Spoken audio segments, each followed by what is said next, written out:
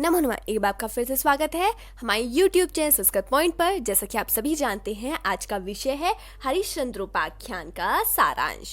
इसे हम शुणशेपाख्यान भी कह सकते हैं। चलिए ध्यान देते हैं। ऐत्रेय ब्राह्मण अंतर्गत याद रखिएगा किसके अंतर्गत आता है हरिश्चंद्रोपाख्यान। ऐत्रेय ब्राह्मण के अंतर्गत आता है और कौन सा अध्याय है? 33वां अध्याय है। चलिए ध्यान देते हैं। ऐत्रेय ब्राह्मण अंतर्गत हरिश्चंद्रोपाख्यानम नामक त्रिशो अध्याय है, 33वां अध्याय है, जिसका सारांश इस प्रकार है। वेदस के पुत्र तथा इक्ष्वाकु वंश में उत्पन्न राजा हरिश्चंद्र पुत्रहीन थे। याद रखिएगा कौन से वंश के हैं? इक्ष्वाकु वंश के हैं। क्या थे वो? पुत्रहीन थे। उनकी 100 स्त्रियां थी किंतु उनसे पुत्र नहीं हुआ। राजा हरिश्चंद्र के घर में पर्वत और नारद नामक 2 ऋषि रहा करते थे। ये बहुत इंपॉर्टेंट क्वेश्चन है कि 2 ऋषि कौन से हैं? पर्वत नामक है एक और एक है नारद नामक। 2 ऋषि हैं किसके यहाँ पर? हरिश्चंद्र जो राजा है उनके घर में। चलिए आगे ध्यान देते हैं। राजा हरिश्चंद्र नारद ऋषि से पूछते हैं, चूंकि सभी लोग पुत्र चाहते हैं, जिनके पास ज्ञान है वे भी मनुष्य तथा जिन्हें ज्ञान नहीं है वे भी पशु, इसीलिए हे नारद आप मुझे बतलाएं कि पुत्र से क्या मिलता है। यह क्या है? एक गाथा है। उन्होंने इस तरह ये एक गाथा से किससे पूछा है? नारद ऋषि से पूछा है। एक गाथा से पूछे जाने पर नारद ऋषि 10 गाथाओं से उत्तर देते हैं। याद रखिएगा जो हरिश्चंद्र है राजा, उन्होंने सिर्फ एक गाथा में पूछा कि पुत्र क्यों चाहते हैं सभी, अर्थात पुत्र का महत्व बताइए आप क्यों चाहते हैं सब। तो जो नारद ऋषि हैं वो 10 गाथाओं में इसका उत्तर देते हैं। और क्या कहते हैं देखिए, ध्यान दीजिए। और राजा को पुत्र का महत्व बतलाते हुए कहते हैं कि यदि पिता अपने पुत्र का मुख देख ले तो उस पुत्र में वह ऋण रखता है तथा अमरता भी प्राप्त करता है। ये कहा है। किसने कहा है? नारद ऋषि ने कहा है।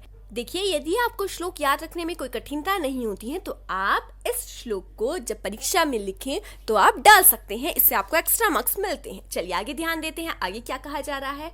पुत्र की उत्पत्ति से बड़ा सुख कोई नहीं है, उससे ऊंचे आकाश में ज्योति स्वरूप पुत्र ही है। पुत्रहीन के लिए जगत दुखमय होता है। ऐसा कौन कह रहा है? नारद ऋषि कह रहे हैं और गाथाओं में कह रहे हैं। इस प्रकार प्रथम खंड में राजा के प्रश्न का उत्तर देते हुए नारद ऋषि ने पुत्र का महत्व बतलाया है। याद रखिएगा जो हरिश्चंद्रोपाख्यान है 33वां अध्याय कहलाता है और इसमें 6 खंड है। अभी जो आपने सारांश पढ़ा है वह प्रथम खंड का था। चलिए आगे ध्यान देते हैं।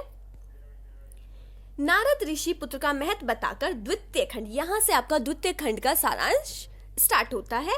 में राजा हरिश्चंद्र से वरुण की प्रार्थना करने को कहते हैं। क्या कहा? कि जो भगवान वरुण हैं आप उनकी प्रार्थना कीजिए। ऐसा कौन कह रहा है? नारद ऋषि हरिश्चंद्र से कह रहे हैं। राजा वरुण की प्रार्थना करते हुए कहते हैं कि मुझे पुत्र उत्पन्न हो तो उससे आपका यज्ञ करूंगा। वरुण स्वीकार कर लेते हैं और राजा को रोहित नाम का पुत्र उत्पन्न होता है। हमेशा ध्यान रखिएगा नाम क्या है, पुत्र का क्या नाम रखा गया है? रोहित है। और क्या हुआ? रोहित नामक एक पुत्र उत्पन्न हो जाता है। किसकी कृपा से? वरुण, जो राजा वरुण है उनकी कृपा से। चलिए आगे ध्यान देते हैं।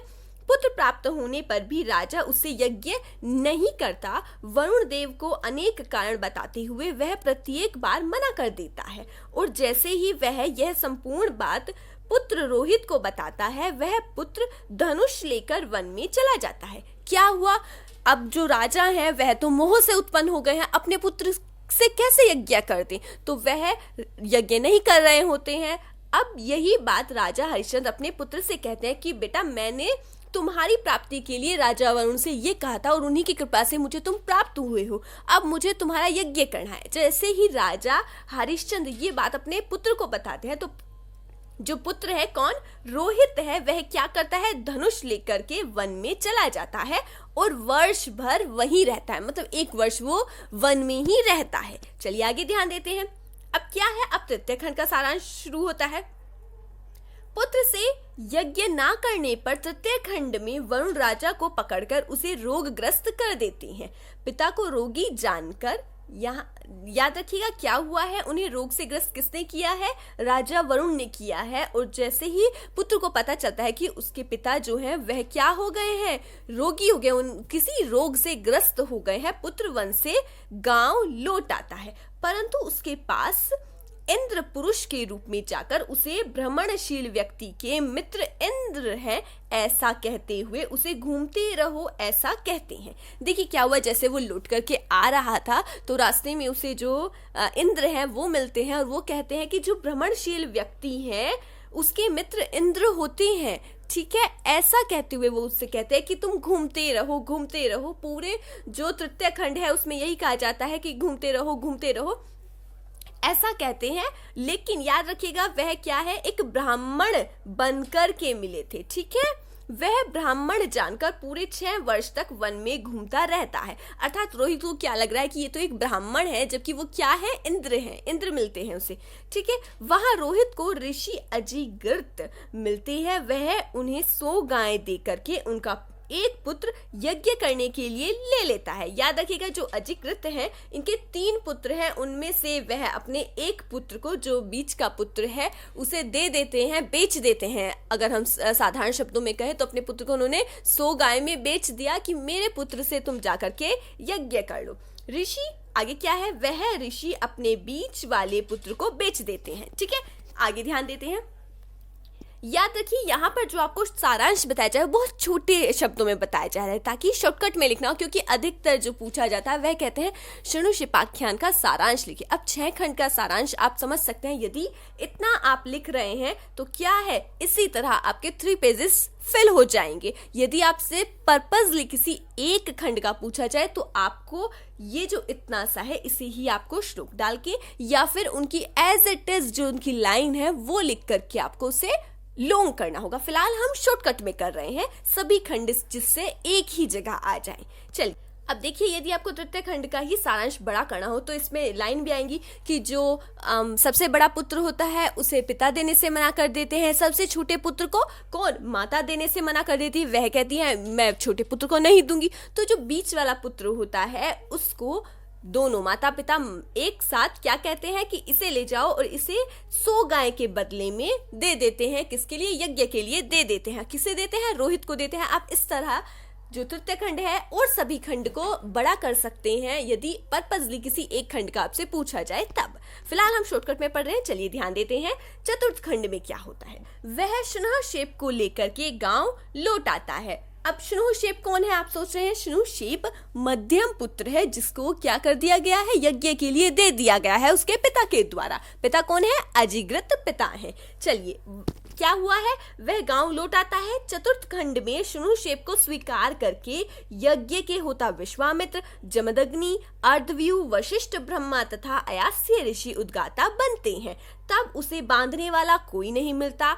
अब क्या है, उसे बांधने के लिए भी चाहिए कोई, लेकिन कोई मिल ही नहीं रहा है। तब उसके पिता 100 गायें और लेकर उसे यज्ञ भूमि पर बांध देते हैं। पहले उन्होंने 100 गायें ली थी बेटे को क्या देने के लिए, और अब बांधने के लिए भी वो क्या करते हैं कि मुझे 100 गायें दे तो मैं उसे बांध दूंगा। तो उन्हें 100 गायें दे दी जाती है और पुत्र को बांध देते हैं, वह अपने ही पुत्र को बांध देते हैं।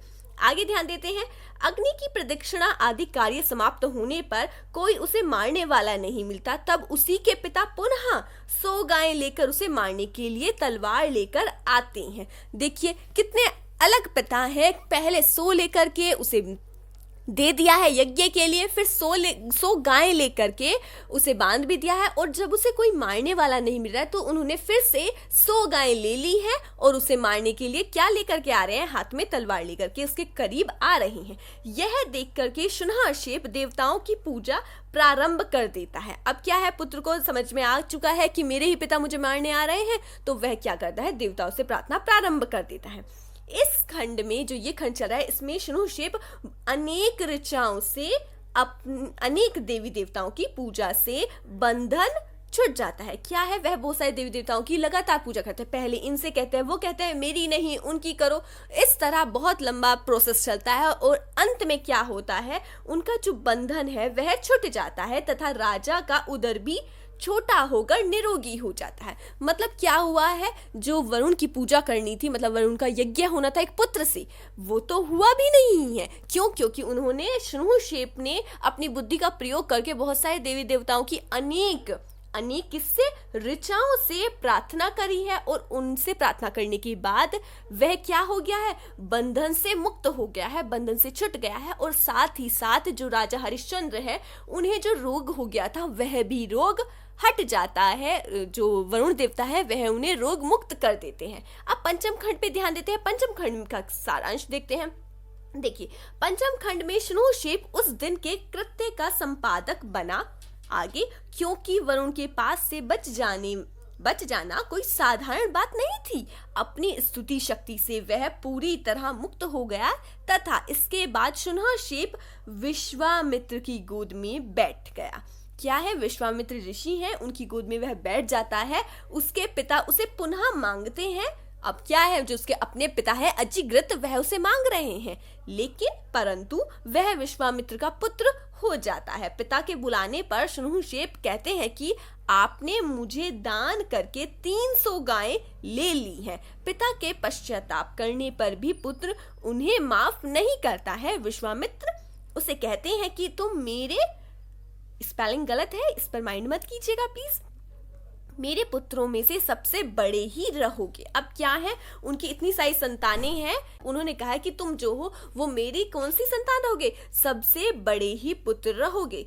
आगे क्या कहा गया है, और तुम्हारी संतानें उससे ऊंची रहेंगी तथा, मतलब सबसे ऊंची रहेंगी तथा सभी संपत्ति प्राप्त कर लो, इसी से मैं तुम्हें बुला रहा हूँ। इसके पश्चात शनुशेप कहते हैं कि आपके पुत्र एकमति से मुझे स्वीकार करें, जिससे भरत वंश में श्रेष्ठ आपका मैं पुत्र बन जाऊं। अब वो क्या कह रहे हैं, जो विश्वामित्र हैं वो कह रहे हैं कि बेटा मेरे पास आ जाओ, तुम हमेशा सबसे ऊंचे रहोगे, और जो तुम्हारी संतानें हैं वह भी क्या है, सबसे ऊंची ही रहेंगी। तो जो शनुशेप है वो क्या कह रहे हैं, वो कह रहे हैं कि आपके जो सभी पुत्र हैं वो एक मति से मुझे स्वीकार करें, जिससे भरतवंश में मैं श्रेष्ठ आपका पुत्र बन जाऊं। तब विश्वामित्र ने अपने पुत्रों को शनुशेप को ज्येष्ठ के रूप में देखने को कहते हैं। अब क्या है, वो कह रहे हैं अपने सब पुत्रों से कि तुम सभी जो शनुशेप है उसे सबसे बड़ा मानो, ऐसा कहते हैं। चलिए आगे ध्यान देते हैं। अब षष्ठ खंड शुरू होता है। षष्ठ खंड में क्या है, षष्ठ खंड में उन विश्वामित्र के 101 पुत्र थे। कितने पुत्र थे उनके? 101 पुत्र थे। मधुच्छंदा से 50 बड़े थे और 50 छोटे थे। ध्यान रखिएगा, मधुच्छंदा कौन से पुत्र है उनके? मध्यम पुत्र हैं, अर्थात मधुच्छंदा जो है उनसे 50 बड़े हैं और 50 छोटे हैं। किसके पुत्र हैं ये? विश्वामित्र के पुत्र हैं। अब वो अपने 101 जो पुत्र हैं उनसे कह रहे हैं कि बेटा क्या जो शनुशेप है उन्हें तुम सबसे बड़ा मानो। अब क्या है, तब उनमें से जो बड़े थे उन्होंने इसे अच्छा नहीं समझा। मधुच्छंदा से जो 50 बड़े हैं उन्होंने क्या इसे अच्छा नहीं समझा, इसीलिए विश्वामित्र उन्हें शाप देते हैं कि तुम्हारी संतानें पृथ्वी के समीप प्रदेशों का उपभोग करेंगी। 50 भाइयों के साथ मधुच्छंदा शनुशेप को स्वीकार कर लेते हैं। जो मधुच्छंदा 51वें पुत्र है वो, और साथ में जो उनके सभी छोटे भाई थे 50, वो सभी 51 के 51 जो शनुशेप हैं उन्हीं क्या कर लेते हैं, सबसे बड़ा स्वीकार कर लेते हैं। आगे ध्यान देते हैं। विश्वामित्र अपने पुत्रों को कहते हैं कि तुमने मुझे वीर पुत्र युक्त कर दिया है। तुम सब अपने आगे चलने वाले देवव्रत के द्वारा तुम लोग वीरवान बनकर, हे पुत्रों तुम सभी प्रशंसनीय बनो। अब देखिए, आप सोच रहे हैं देवव्रत कौन आ गया है यहाँ पे? देवव्रत से यहाँ पे मतलब शनुशेप से ही है। उन्होंने कहा है कि अपने जो 51 पुत्र हैं उनसे कह रहे हैं कि तुम लोगों की वजह से क्या है, मैं देवव्रत जैसे पुत्र को प्राप्त कर चुका हूं, और अब तुम सभी क्या है, प्रशंसनीय बनो। आगे ध्यान देते हैं। यह शनुशेप का आख्यान 100 ऋचाओं तथा उसके बाद गाथाओं से बना है। याद रखिएगा कितनी ऋचाएं हैं इसमें? 100 है वो ऋचाएं हैं, और उसके बाद इसमें गाथाएं हैं। देवव्रत को दोनों उत्तराधिकारों के ऋषि के रूप में अधिकार मिलता है, और इससे जो राजा विजय प्राप्त करे, यज्ञ करने की इच्छा ना भी हो तो भी इस शनुशेप की कथा कहलवाने को कहा गया है। पुत्र की कामना करने वाले भी इसकी कथा कहलवाए तो पुत्र की प्राप्ति होती है। ये एक्स्ट्रा की लाइन बाद में जो ग्रंथ है उसमें लिखी गई है, लेकिन हमारा जो शनुशेपाख्यान था, हरिश्चंद्रोपाख्यान है, उसका सारांश यहीं पर कंप्लीट हो जाता है। देखिए अतः हरिश्चंद्रोपाख्यान में पुत्र के महत्व को दर्शाया गया है तथा शुनहशेप की कथा का वर्णन भी प्राप्त होता है। ऐसा किसमें हुआ है? हरिश्चंद्रोपाख्यान में हुआ है। उम्मीद करते हैं यह सारांश आपको अच्छे से समझ में आएगा। यदि कोई भी समस्या हो तो आप, जैसे कि आप जानते हैं, टेलीग्राम ग्रुप पे भी पूछ सकते हैं या फिर आप कमेंट बॉक्स में भी आप हमसे पूछ सकते हैं। हम पूरी कोशिश करेंगे आपके प्रश्न का जवाब देने की। हमसे जुड़ने के लिए आपका बहुत बहुत धन्यवाद।